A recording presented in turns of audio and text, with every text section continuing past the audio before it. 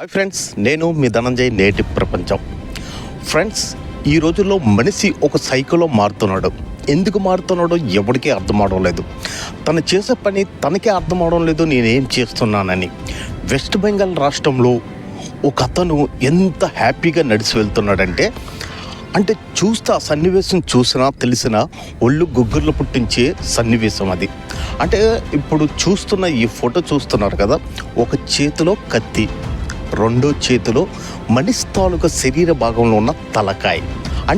ఒక చేతిలో కత్తి, రెండో చేతిలో మనిషి తాలూకా తలకాయను పట్టుకొని ఎంత హోందాగా నడి రోడ్డు మీద ఎవరిని భయపడకుండా, అసలు తనకు తానకే భయం లేదు, ఎంత హ్యాపీగా ఏదో పూల సంచి చేతిలో పట్టుకొని నడిచి వెళ్ళేటంత హ్యాపీగా నడిచి వెళ్ళిపోతున్నాడు.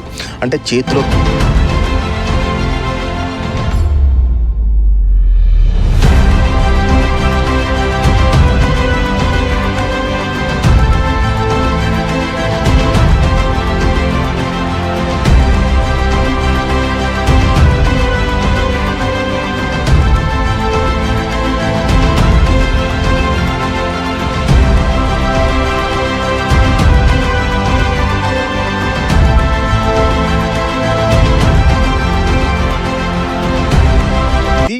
ఒక చేతిలో తల, నేను ఒక మనిషిని నరికి చంపాను కదా, నా చేతిలో తల ఉంది కదా అనే ఆలోచన కూడా లేకుండా ఎంత సైకోహిజంగా హ్యాపీగా నడిచి వెళ్ళిపోతున్నాడు.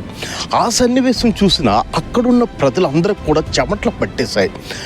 ఎవరికైనా చెమట్లనే పడతాయి. మనిషి తాలూకా తలకాయని ఒక చేతిలో పట్టుకొని హ్యాపీగా నడిచి వెళ్ళిపోతున్నాడంటే ఆ సన్నివేశం చూసిన అక్కడ ఉన్న ఆ పబ్లిక్కి ఎంత చెమట్లు పట్టాయంటే అంత చెమట్లు పట్టాయి. ఇంతకీ ఎందుకు నరికాడు, ఎవరికి నరికాడనే విషయం తెలుసుకోవాలి కదా. ఎవరికి కాదండి, సొంత వదిన్నే నరికేశాడు ఆ ఆసామి.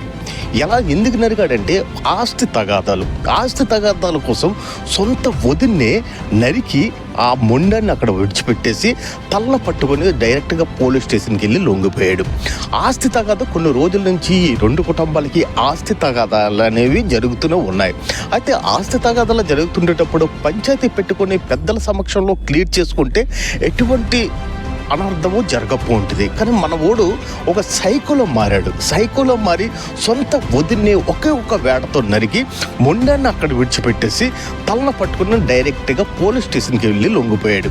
ఈ ఘటన అనేది పశ్చిమ బెంగాల్ వెస్ట్ బెంగాల్లో జరిగింది. ఈ ఘటన శనివారం సాయంకాలం జరిగిన ఘటన.